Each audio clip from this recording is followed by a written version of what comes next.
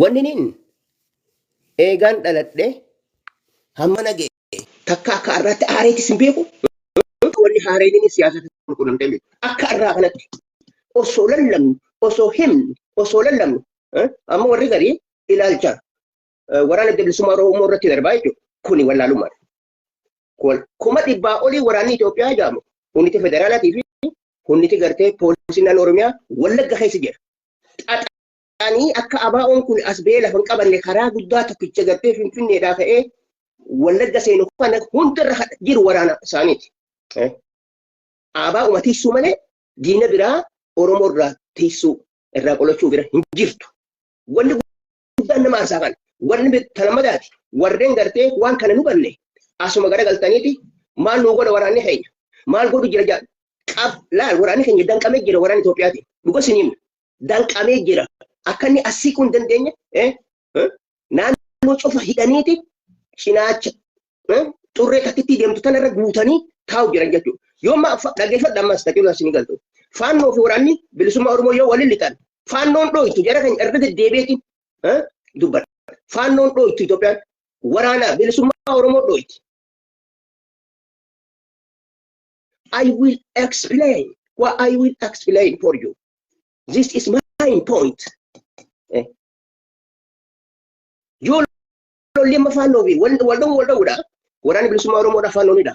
Yeroo waraanni jalqabame san keessatti tuunaan jaa waraanni OPDOdha dubbee ABO tarsaasuu fi ABO miidhuu irratti qopheessa malee diina kana gartee nutis Oromoo jarri kunis Oromoodha nuti ilmaan abbaa tokkooti Amaari bika takka deebi'ee lafa Oromoo weeraruu deemaati isinis mootummaan OPDO dhiiroo achiin dhooyna ABO'n isaa dhooytu hin jettu kana mataa keessaan jiru.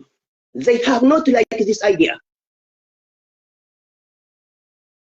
Saduuba oggu haalli kana ta'e wanni niin gartee eegaan uumame jidduu takka akka irratti aareen beeku. OPDO'n uummata keenya hawaasa kolaaftee jirti. Hawaasni ka'ee qabsootanii cinaa kan dhaabbanne tumtee ajjeeftee fofotteessitee hidha guurtee dhamaastee jirti jechuudha. Amaarri har'a tokkuma qaba. Bulchiinsi naannoo Amaaraas akka qabu OPDO kuni akka jiruuni ka'ee dhaaba isaanii siyaasatti gale. Faannootti galan. OPDO yoo ABO galaa jenneeni aangoo dhabna jetti.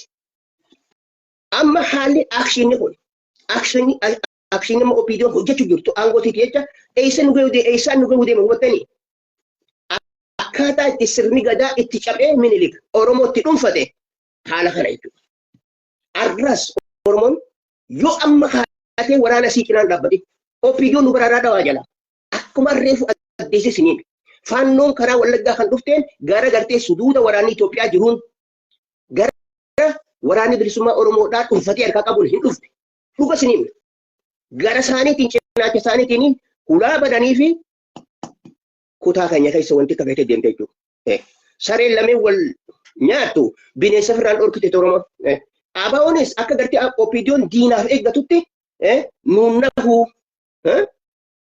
OPDO'n nu balleessuu waan barbaadduuf malee diina Oromiyaa reebuu hin reebdu irra caalatti parsantii 90. ABO reebdi kanaafuu isaan ofirraa eegan jechuudha. Akka dubbe isaanii cabsine. Haala kana gidduutti haalli gartee finxaaleeyyiin Amaaraa akkaataa itti Oromiyaa seentu mijaa'eef anja harkatan. Kanaaf gamaa gamana waliin butinaa. Waraana bilisummaa Oromoo maal nu godhu jira? Waraana bilisummaa Oromoo maal eega? Warri jettan daddaftanii sammuu keessaniin hin cehinaa. Ilaalcha kee fageessi ilaali. Maaliif? Yoo sodaatte mootummaan tun maal cabsine reekos taate? Yoo woboon goota hin ta'in mootummaan kun maa waywaata? Maa dhaqan cabsirree? Yoo danda'e. Waan garii baalaansiisaa beeka oguu dubbatan. Baalaansiisaa beekaati dubbadha. Yoo waraanni bilisummaa Oromoodhaa kan Wallagga jiru sodaataa ta'e waraanni gartee OPDO'dhaa kan bara afur dha'u jiru maaliif guusheen qabatirree moowwa booda qusachuu jira waraanni OPDO'dhaa. Wal fakkaatti dubbiin tun hin fakkaattu. Karaa itti gartee finxaaleeyyiin Amaaraa oliin seentu kutaa Oromoodhaa waraana Abiy Ahmediitu mijeesseef. Amma gaazexeessitoonni afaan Somaaliitiin dabarsu waraana Abiy Ahmediin biraan seenanii jira. Maaliif hin lolleenii dura deemanii dura ce'anii jedhu. Ogguusaan dura ce'uun waraanni bulchiinsa amma Peeppii Kajamu kuni wanti jalma ceeteeti hanga magaalaa sanii geesse jechuudha. Salphina guddaa yaa uummata Oromoo ilaalcha keessan bika takka deebisa. waraana bilisummaa Oromoodhaa hin qeeqinaa hojjechuu jira dhuguma rabbiitti wallahi qasaman billaa dhugaan dalagu jira dhugaadhaan tasakallaa tana cufu umte OPDOdha OPDOdhaan jecha hojjechuu dhiiftaniiti warreen gartee Saudi Arabiyaa jiru shoodheen xixiqqoon takalleen ol baate jecha gadheedha hogganaa waraana bilisummaa Oromootiin jechuu jira jechuudha mucaa xiqqaansa jecha gadheedha silaa keessa beekee waan takka dubbatee illee nama naarsu beeka waan hubannoo irraa hin qabne waan keessa siin beekne tarsimoo waraanaa kunillee akkamiin beekne haalli gartee faannoon tun itti seenuu dandeessu akkamiin anjaabe waraanni mootummaa naannoo san hin jiru 100,000 waatutti jira 100,000 waa dubbii kijibaa dubbachuutti hin jiru 100,000 olii jechuudha waraanni federaalaa deebi kan OPDOdha kabi kasan jiru karaa amma isin seentensan waraana kana achi ta'a waraana gartee OPDOtii fi federaalaa hajaan kanaatu xurree amma gartee wanti irra dhufte tuni faan finxaaleeyyiin kun dhufee wallagga seeneen kana jara kanaa karaa saaqeef haya gusin saayixee yokutte yoo abaa'uun asinti dhufte warri dura ceekuni abaa'utti shirjaa achumaan abaa'uun dhaqa malee diina kanatti asin deemtu kana hubadhaa ammoo kana hubadhaa warri gadi ilaalchuma OPDO kanaa hin beeku Abiy Ahmed afaan isaatiin dubbate siyaasa waan kijiba dubbadhaa faannoo ማለት የኢትዮጵያ ኩራት ነው ማለት ነው ማለት ነው meeqa sabara eega Abiy Ahmed akkana jedhe ilaalchi Abiy Ahmed faannoo kun tokko miti tokko amma yoo hunda godhattee dhufte yoo abaa'oon sun finne kaseentu taate abaa'oo dhooyti OPDOon akka inni gara masaraa mootummaan beeku Amaaraaf moo aanjaa gooti akka gartee warri naftanyaa gara masaraa mootummaa seenu wallahi qasaman billah halaftu biyyamin wanni kuni akkan duuti beekutti hin beekachuu maaliif waan OPDOon taante I know what's the meaning of OPDO I know as well dhugatti hin himachuu hin beektu waan bilisummaa jaanii fi mootummaa ofii ta'e dhugata jaarratan san hin beektu maaliif akki Tigree irraa barte kursii irra teessee ergaa namaa dhaytee deema obboleessa kee ajjeesi deema abbaa kee ajjeesiin deemtee ajjeesuu qofa raawwachuu leenjiin isin qabdu kana barnoonni isin guddaan isin qabdu ministeerri saayinsiin isin qabdus kana kabiraan qabdu kanaafi wal cabsuun tun immoo gaarii miti ammoo lallabeetiin himaa beekadha wanni kun waan laaftumi wanni irra dubbachuu jiru kun waan jabduu isiiti haala gadaa keenya dur cabseetu arra Oromoo cabsuudhaaf as deemu jira yoo ol kaatee akka Amaaritti qaaguddaan waraana isaa cinaa dhaabbatee ka qawwee kan qabnelleen mukaa fi ulee fi qottoo fi walli godhatee faannoo jala deemu jira Amaarri bikka lolli deemu harka qullaa hojii deemaniiti ka du'e irraa fuudhan jechuudha bikka tana isteeppii kana yoo tuqubaatte Oromoo ni dhabamta akkuma isaan Madagaskaarii isin galchanii iyyaan sanitti dhukka isin kaasanii gulii dhala Oromoodhaaf akka ni gaalaaf hin godhanii dachii qonnaa cufarkaa fudhatanii tiitichi isin nyaachuu jiraata lafa baay'ee irratti nu godhaniisi gaafa Minilik nu godhan dirribaatti nu godhan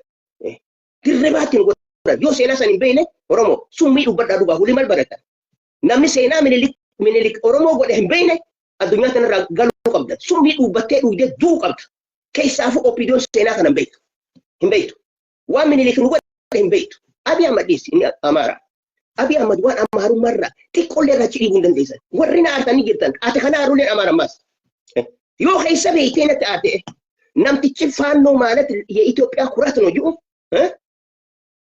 gaafa warra walloo dhaawan banyaa tiizaas ነው ጅኡ kuni Oromoo yoo jettan wallahi rabbiin ammatti si afuu dhati ammatti Oromoo keessa rabbi si adarbu namtichi Abiy Ahmed kun Oromoo jettan dhuga sinimna haalli jabaatti as deemu jira haalli kagartee gadaa keenya cabse gadaa Oromoodhaa cabse haala santu as deema የአያታችን ታሪክ እንደግማለን ጀቱ ጅራል የሚኒሊክ ዘመታ ጀቱ ጅራል ጀርን ዶሻ ደሙት እንጂሩ አማ የሮ ሸፊሳ ለፋቃተኒ ወራነ ቢልሱማ ኦሮሞ ሐረር ገንጂሩ ከባሌ እንጂሩ ከሸዋ እንጂሩ ከወለጋ እንጂሩ ከወሎ እንጂሩ ከጅማ እንጂሩ ጭነት ማን ኦሮሞ ለፋፈኤ ኡመት ወራነ ሐነ መخمو ቀብደን ቤዚ ወራና ታ ህንጭርት ኢትዮጵያ ለማቦደ ኢትዮጵያ ታተ ዮፋኖ ቀባቴ አካ አኼካ አካኮ ሳኔ ሰንጎደቴ ኢትዮጵያ ነው መጅራት Luka sinim. Yo monuti na no Oromia kam na mari kay juraten tate. The time is now.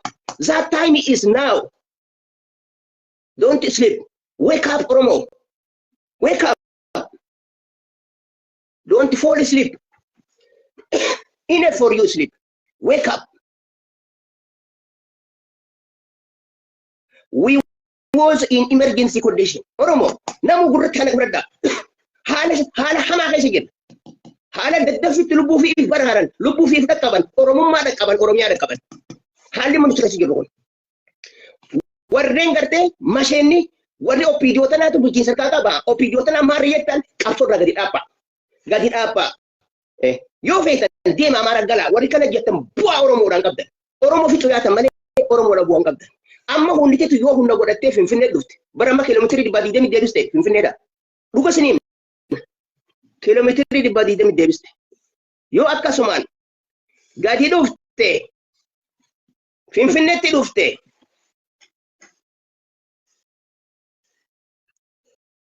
yoo finfinnee geesse opiidiyoon filmaata lama qabdi. Filmaan isiin qabdu tokko wajjaruma kanatti akka dur barti haala siidhaa akka Tigree keessa barate san Tigree opiidiyoon nafxanyaan makamtee bulchiinsa kan jennu bulfataati. Aangootti qonuu kannaa jettee karaa san deemu taakka ji maaliif Tigree hojii garree jirra haaluma san hojjette arrahoo haaluma san hojjette kan lamadaati. Kan lamadaati oduma waraana adda bilisummaa Oromoo ichichii jettuuti jara kanaaf karaa saayitee jarri masaraa mootummaa seenu jiraatu. Kana immoo guyyaa san Oromoo lafarraa dhabamuudha qabdan. Wallahi opiidiyoon gabrummaa guddoo fiddee gabrummaa lamadaa isinirra kaa'uu deemti. Dhuga isin himna. Warreen ammoo adda bilisummaa Oromoo irratti fokusti gootanii jirtan if qabaneessa. Haala gartee bikka san jiru nu hubannoo irraa hin qabdan. Haala naannoo Wallaggaa san jiru irraa hubannoo gahaa hin qabdan. Akkanumatti hin dubbatina. Akkanumatti hin dubbatina. Wallaggaan kun waan lafa Amaaraatti aanuuf miidhaa guddoo garaagaraan otoo bar faannoon mootummaa hojii jirtu walii galtii tana qaba jarri. Faannoo wanni itti hidhachiisee baanii Ahmad hidhachiisee ABO'dhaan dha'u Tigreedhaan dha'uudhaa jecha uume jechuudha. Wanni biraan jirtu. No, never there as a case. Tokkittiin jirtu sana. Waraana faannoo kana ABO'dhaan dha'u Tigreedhaan dha'u irratti qawwee kanneef. Haalli kun hubadhaa. Arras yoo chilaalle kaayoon Abiy Ahmedii fi kaayoon jara kana walitti takka irra deddeebiitu isin hima. Irra deddeebiitiin isinitti hima.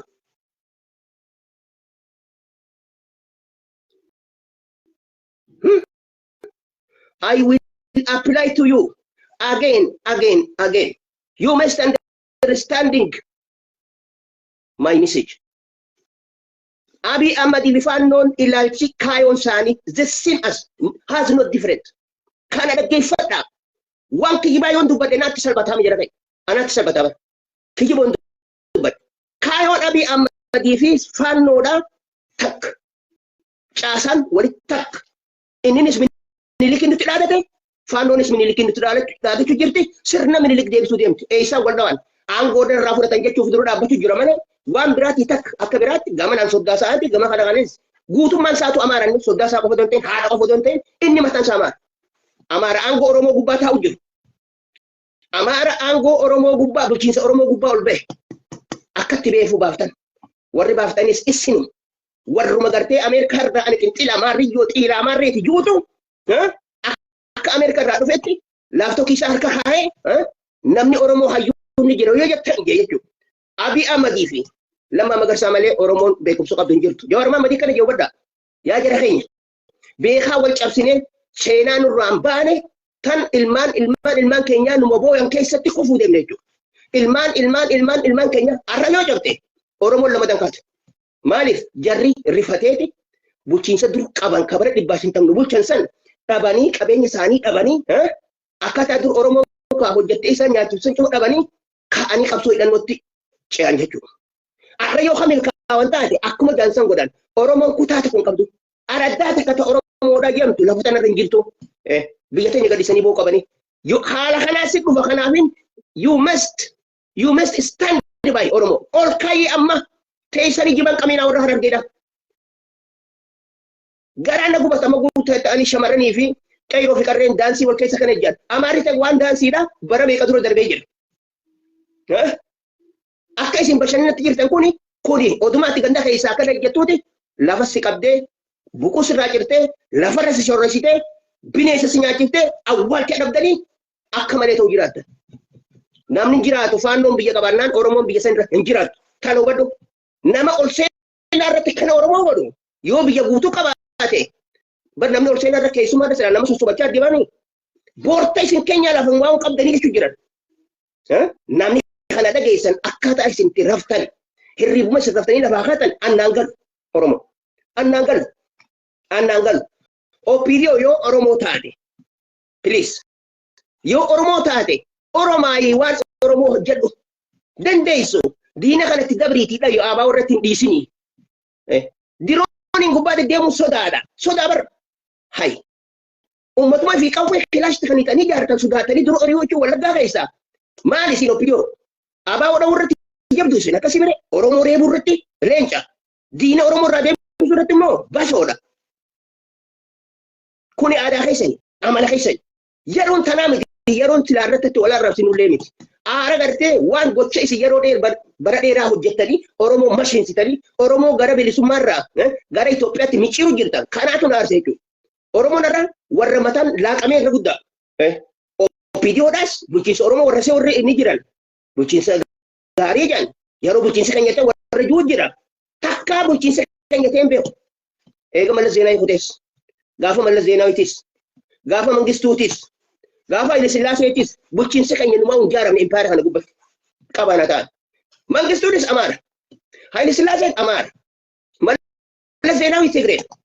Abiy Ahmed Amaara. Faannoon Amaara ammas isin dhustu.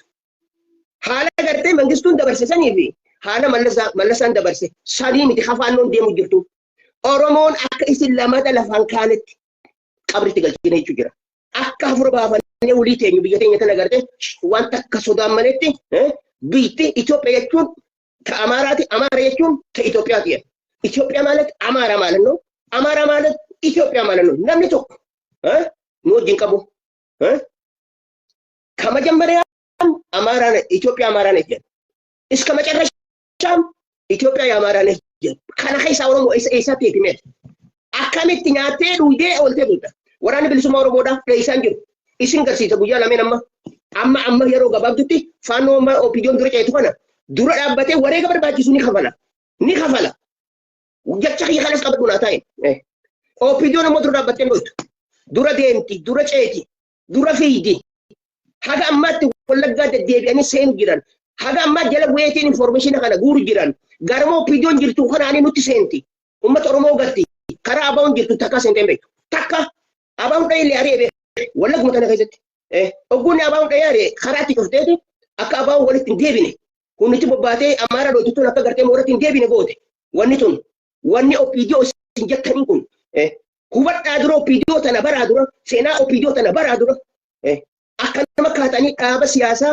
kan Oromoo tana gartee Oromoo godhe kana qeexan jechuudha waan biraatiif miti kan hin aaruufi siyaasaan tun tanuu hundaati Oromiyaan tun tanuu hundaati Oromummaan tun tanuu hundaati tawwalooti wanni na aarsu immoo ilaalcha gartee darreedhaan waan hubatinaadha ilaalcha beekumsa keessaa qabu wanta hubadhaa dubbadhaa akkuma lafaa kaatanii jaalmarroo tuttuquun suuraa gad deebisuun maal jechuun nurraan eegamu keessaafuu ijoolleen xixiqqashoon Kairon human beine wan kana kasan gale warra saka gurguddaa gaafadhu seenaa kana baradhu wanta kayo kaysa beeyte wanta kas dubbachuu dandeessa yoo kaysan beeyne dubbachuu dandeessu bikkaana man raasa itana faannoon gara gartee waraana OPDOtiini wallagga seente irra deddeebi'e I will apply to you again faannoon gara waraana OPDOtiini cabsitee Oromiyaa wallagga seente gocha suukaneessaa hojjete amma duraas akkasuma garmoo waraanni OPDO jiru ni seente amma duraas deddeebite yeroo 5-6 seente jirti waan dhugaa kana bira kutanii immoo waan biraa dhaabni bilisummaa Oromoo waraanni bilisummaa Oromoo maal godhu jedha maal warri jettan dhaaphaa waan inni godhu jiru ismaatu beeka bikka san haala jiru you doesn't know you didn't know what the conditions there in that place hubadhu yoo kana hubattee dubbatta malee kaatee dhaabicha kee kana hin tuttuqin nama yoo taatan Oromoo ani irra danfeetiin jira ariitiin jira jiruu talallee jibbeetiin jira dhuguma walii himna jiruun natti hin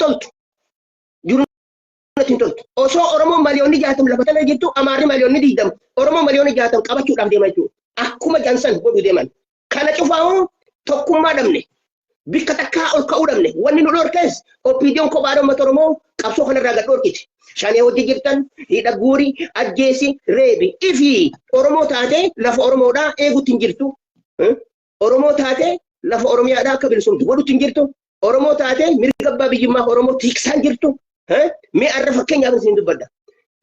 Magaalaa gartee naannoo Oromiyaa tana keessatti Amaarri guuteen jiru bar guutee jira. Arra lafaa kaatee Oromoo yoo aarte Amaara kaatee qottoo fulan caawwatu tuyte waraanni OPDOdhaa rasaasa daraba jechuudha. Waraasa daraba. Amaarri immoo naannoo isaaniitti Oromoo gufitan naannoo isaanii dhiisuu wallotti uummata Oromoo fitan.